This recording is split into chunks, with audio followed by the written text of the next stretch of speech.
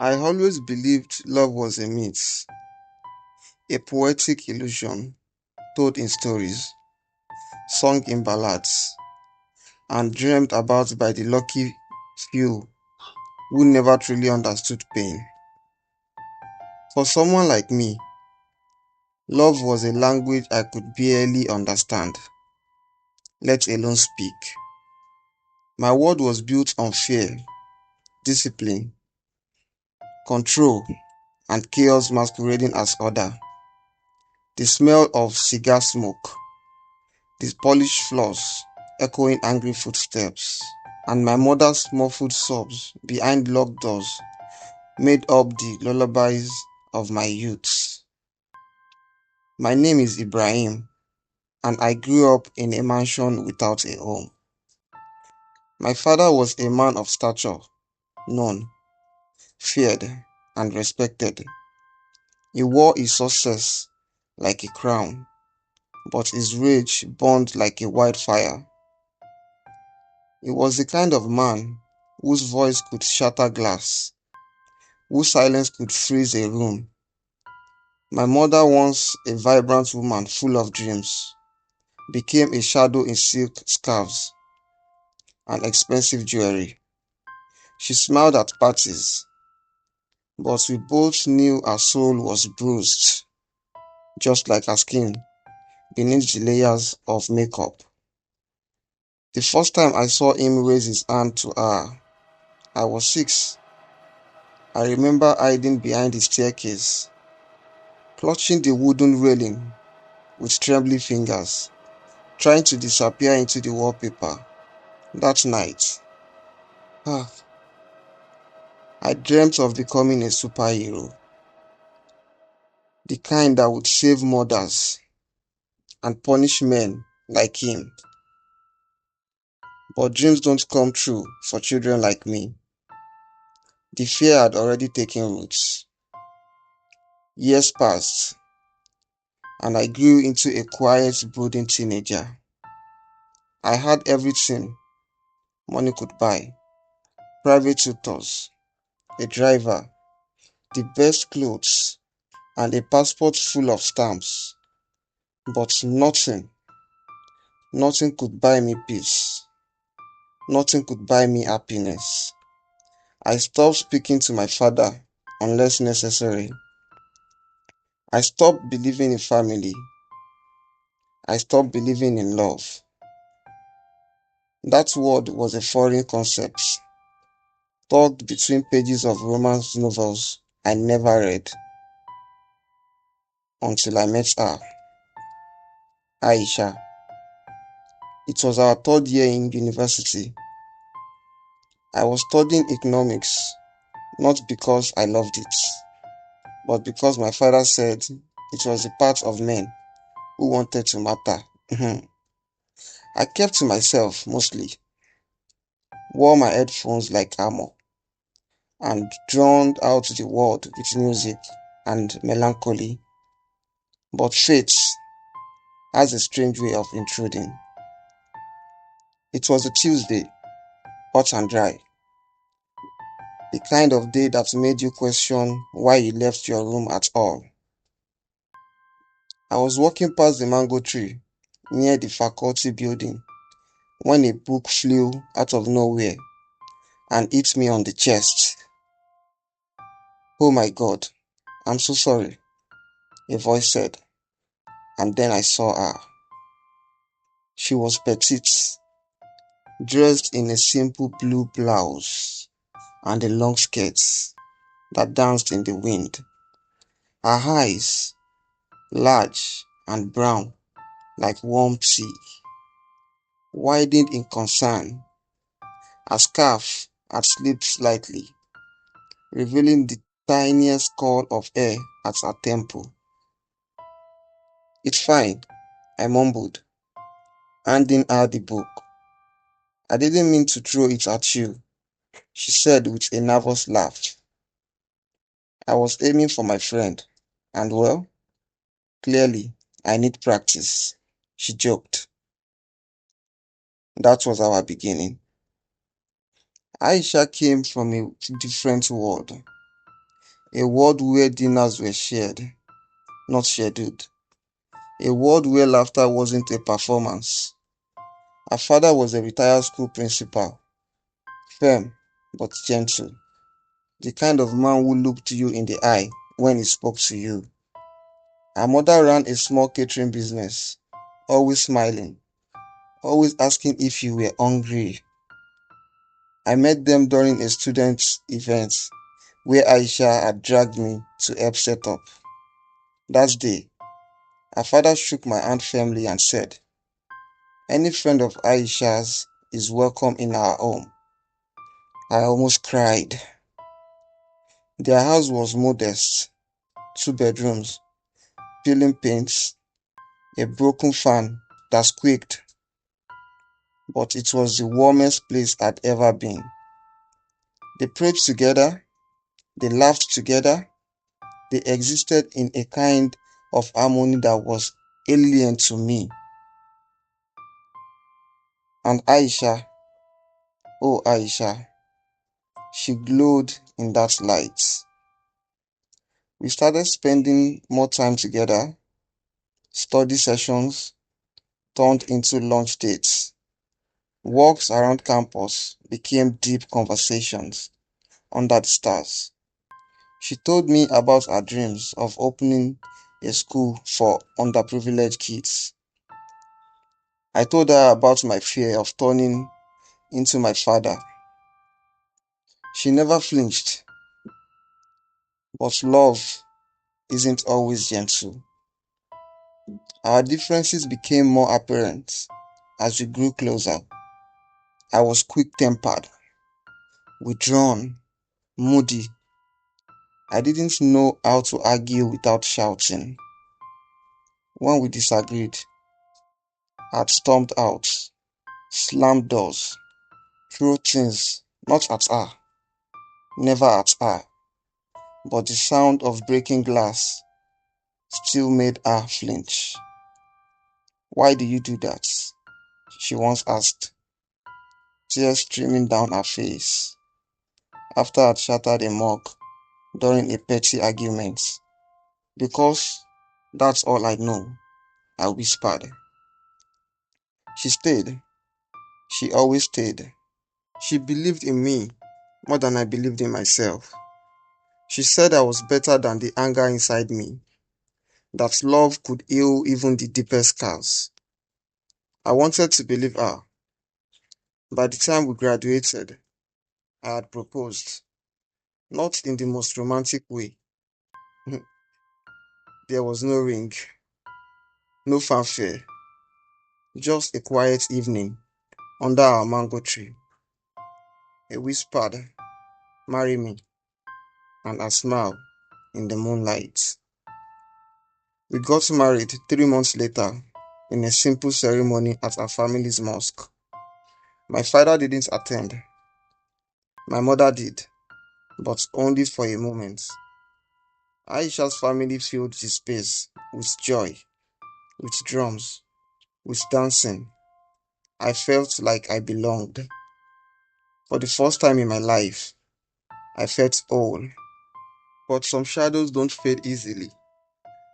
They await, and when you least expect them, they return. One day, a sound of a message notification buzzed on my wife's phone. I had just returned from work, tired, but oddly excited. It was one of those evenings where the air feels softer, when the smell of home-cooked food welcomes you at the door, and you can hear faint humming from the kitchen. Your wife, your Aisha, singing while she prepares dinner. That's what I came home to that day. That and the beginning of the end. I had dropped my briefcase, kicked off my shoes, and walked into the bedroom to change. Her phone was charging beside the bed, screen glowing with a new message notification. I wasn't trying to knock, not at first, I swear. But it buzzed again. Three words, one sentence. I love you too. My heart stuttered. I stared at the screen, not believing what I saw. I touched it, and it unlocked. Our password hadn't changed. We had promised each other transparency. We had promised to always be honest. We made so many promises. I scrolled. My hands trembled. My breath itched in my throat. Can't wait for you to be back. I miss you. Soon, soon, we will be back together again, like we used to. You still have that dimple I used to tease you about. Aha, see you soon, my love. Oh, oh no. My world shifted. The rage, the old familiar rage, bubbled up from the pit of my stomach. It wasn't loud, not yet. It whispered. She lied to you. You gave her everything. You trusted her. I sat on the edge of the bed, trying to breathe, trying to think, trying to remember all the therapy sessions, all the late night talks Aisha and I had about emotional control, about not letting the past win. But those words meant nothing now. She was laughing in the kitchen with a stranger in her phone. I couldn't speak, couldn't ask, couldn't confront her, not yet. My pride wouldn't let me. Instead, I did something I'm not proud of. I responded to the man. Hey, love, remind me again. Where did you say you are staying? He replied almost immediately. Lakeside Hotel, room 204. Just checked in this morning. Still as cozy as ever. Can't wait to hold you again. Hold you again? I deleted the messages, wiped the history, and put the phone back. Aisha came into the room a few minutes later, holding a plate of rice and stew. I made your favorites, she said, smiling. I hope your day wasn't too stressful. I nodded. I didn't eat. That night, I lay beside her with my eyes wide open, listening to her breathing. I watched the moonlight fall across her face. She looked peaceful, innocent, beautiful. But all I saw was betrayal. The next morning, I left before sunrise. I told her I had a meeting. She kissed my cheek and packed me lunch. She even slipped in a handwritten note, folded neatly between the serviettes and the cutlery. Forever, always. Hey, I burned it in the ashtray in my car. The hotel was 30 minutes away. Lakeside, a high-end place nestled along the shoreline, known for its quiet luxury. I parked a few blocks away and walked in with a baseball cap put low. I told the receptionist I was visiting a friend in room 204. She let me through. I knocked gently. A man answered, mid-30s, muscular, light-skinned, bearded, shirtless. He looked surprised to see me, confused even. Yes, can I help? I didn't let him finish. The blade was small, a pocket knife.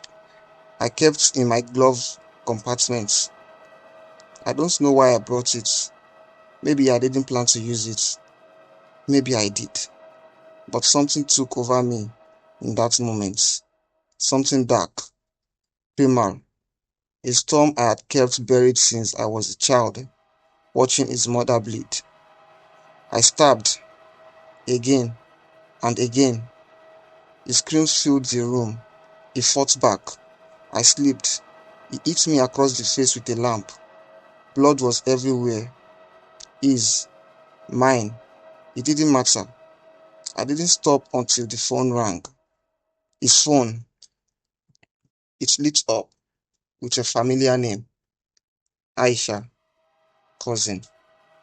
I froze. I picked up the phone with trembling hands. Hey cousin, Alpha. I'm guessing you are in town now. I can't wait to see you. She chirped. The world went silent.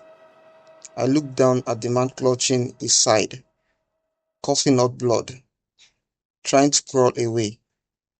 My hands were shaking. I brought the phone to my ear.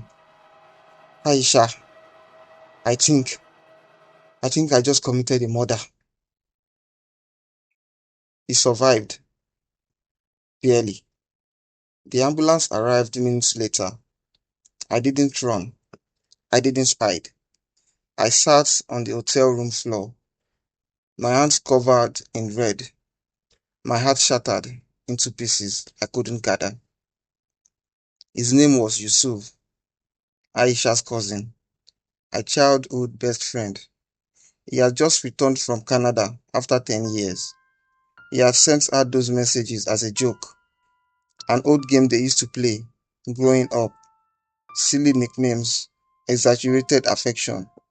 Their family was like that, open, playful. I had no idea. When Aisha arrived at the hospital, she saw me in handcuffs. Her eyes were swollen, her face pale. She didn't scream. She didn't cry. She just looked at me like she didn't know me at all. Why didn't you just ask me? She whispered. I had no answer.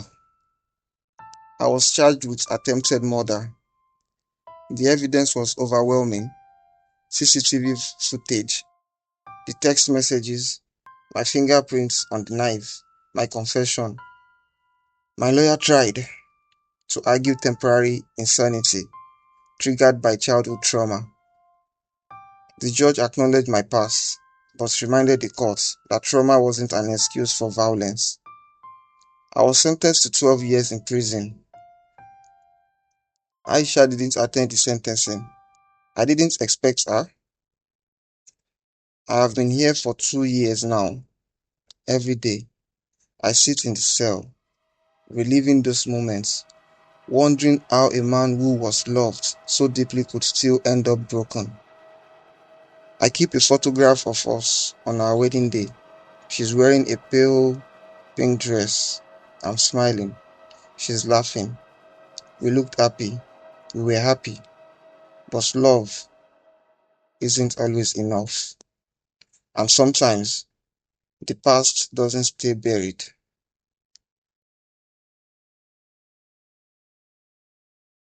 One day, she visited.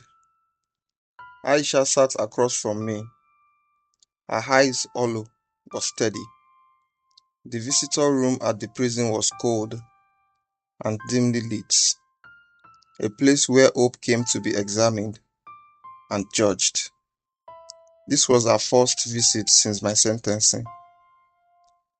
There's something you need to know about that day, she said softly, her fingers twisting the hem of her blouse, something I never told the police.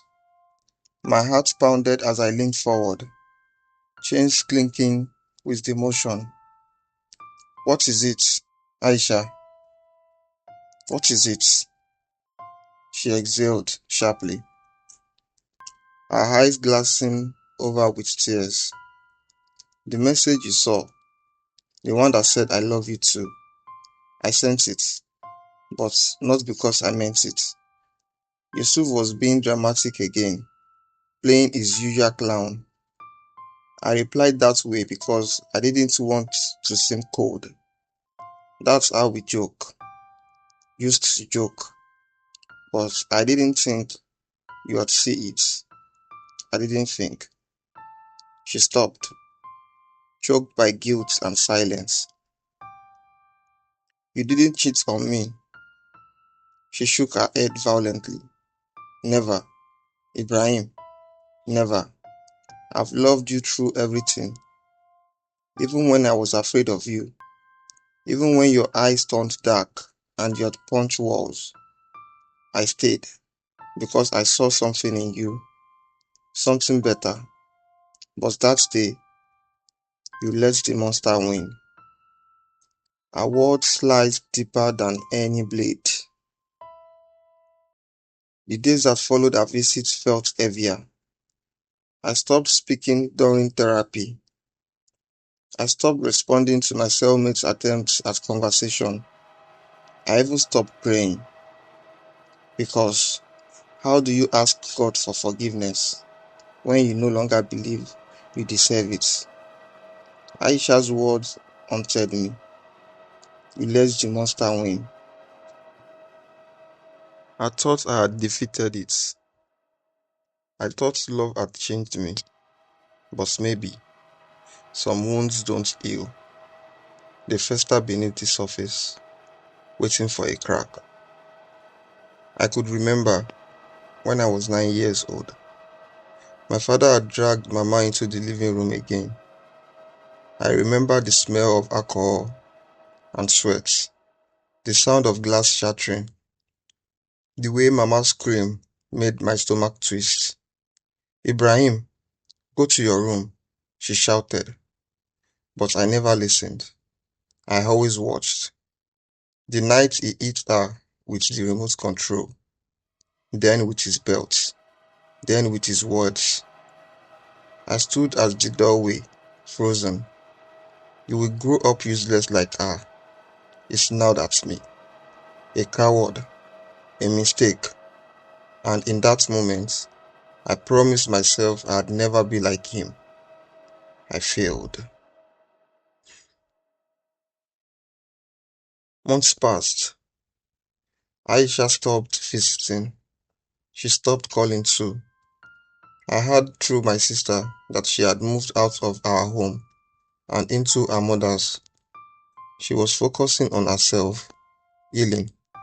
I couldn't blame her, but it broke something in me I didn't even know was left.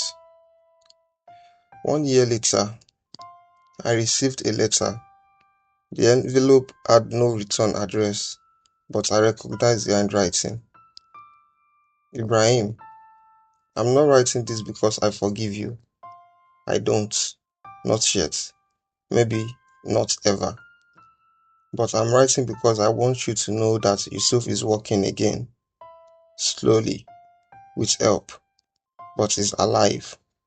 You didn't kill him. What you killed was trust, and that's something no surgery can fix. I've started therapy, real therapy, for me this time, not for us. I've learned a lot about trauma, about generational circles, about what love becomes when it's soaked in fear. He always asked me why I stayed.